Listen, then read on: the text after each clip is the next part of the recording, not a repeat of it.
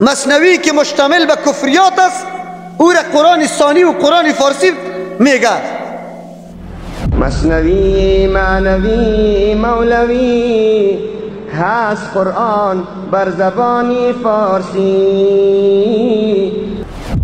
هر که خواند مثنوی راست صبح شام آتش دوزخ بر او گردد حرام. شما خو قاریتان میاد چرا که مثنوی را رد میکنی؟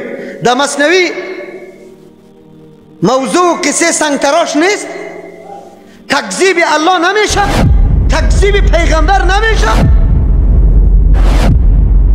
کدام گپ است که نیست؟ لیکن امروز به نام قرآن فارسی مردم بر از او معتقد است کتاب الله را ترک کرده. در هر جای فقط بیان مثنوی است. مثنوی شریف برش میگه نه کل قرآن است. عجیب است.